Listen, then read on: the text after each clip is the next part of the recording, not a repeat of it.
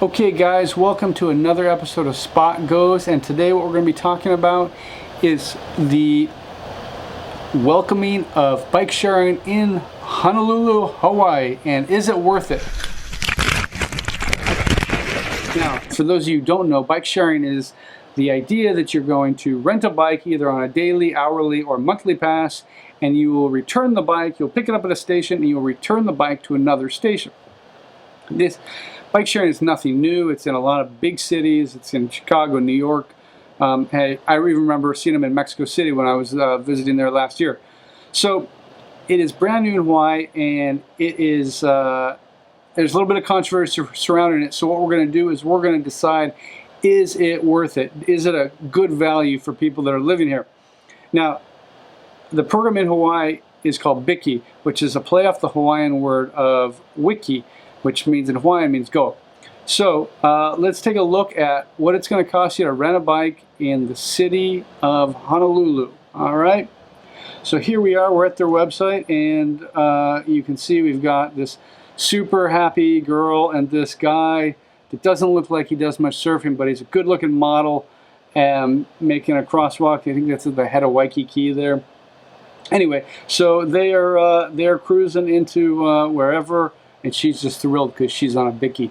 All right, so let's check it out without any further ado. So you'll see we've got a few different plans here. You can get it by the hour, there's a $15 monthly pass, a $20 free spirit pass, $25 pass, unlimited 60-minute rides, and a $350 pass. Now I think the 350 pass is primarily going to be geared at tourists, but the 25, the 20, and the 15 are probably geared for either longer term residents or locals.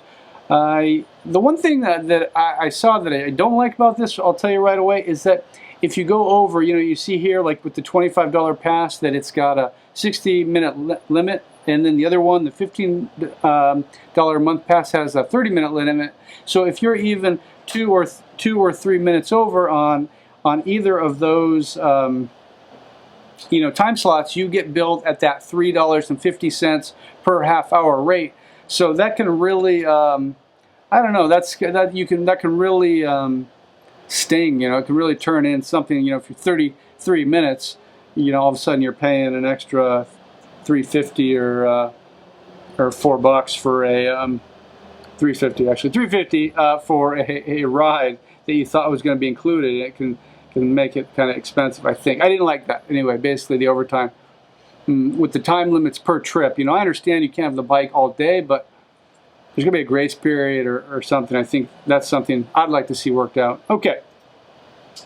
So let's take a look at the locations. And as you can see, we have our map of Biki spots, and you can see the urban core of Honolulu is pretty well covered.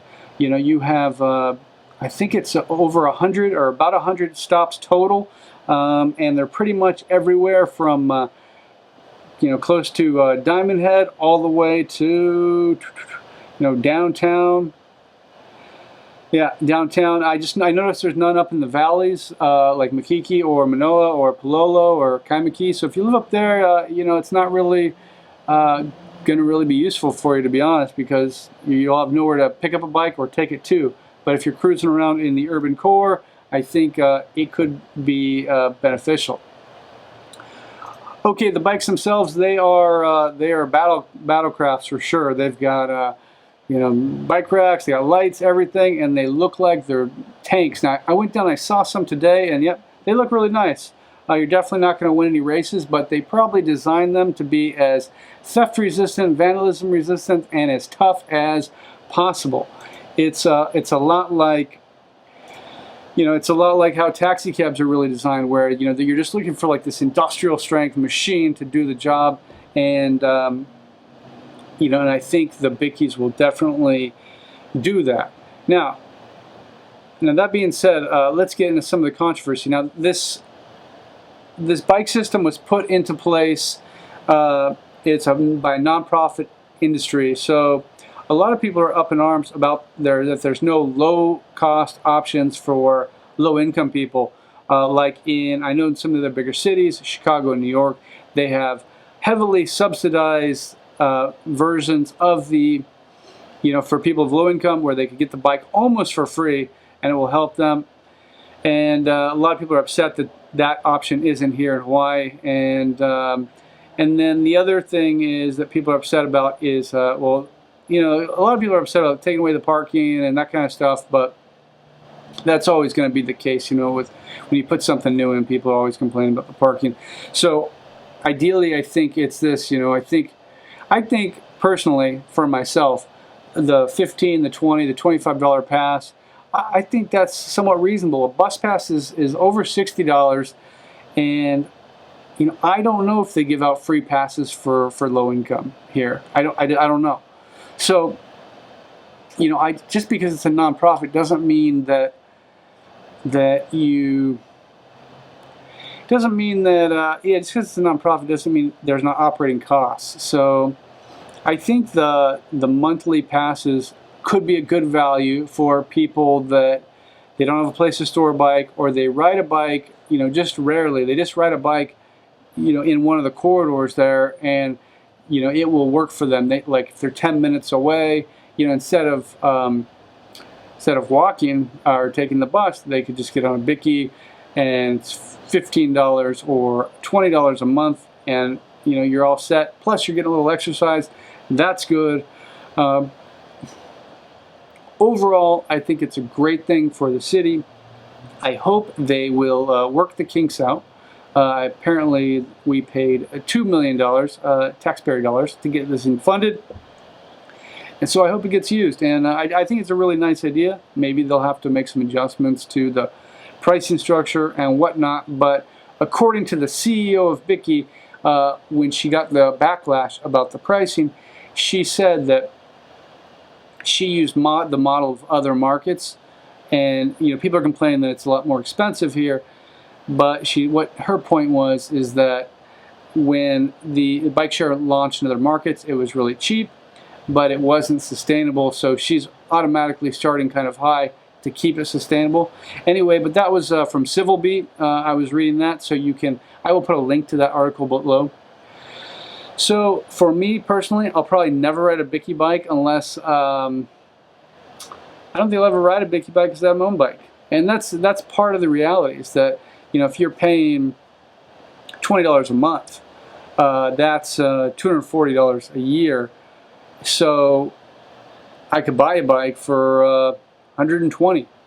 I could buy a decent bike I could definitely buy a decent bike, one-time payment of $200, and never have to take a Biki. The flip side of that is, if Biki does handle all the maintenance, the registration, the housing, everything. So there's definitely a certain convenience factor. So overall, do I think it's a good thing? I think absolutely anything that will relieve the burden of traffic in Hawaii is a good thing. If I use it personally, I doubt it. But what will be interesting to see is if other people use it. They say that 1,000 people rode the bikes the first day. So yeah, a lot of that was probably, like half that was probably like people who worked for Biki. But it'll be interesting to see if the project is self-sustaining. That's really, at the end of the day, is the litmus test that if a business, even if it's nonprofit, can sustain itself without constantly having to come to the taxpayer for more money, I think then it's a success. It doesn't have to make money, but it needs to be self-supporting.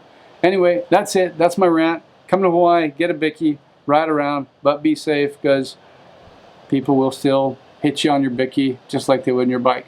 And until next time, it's Spot signing off for all.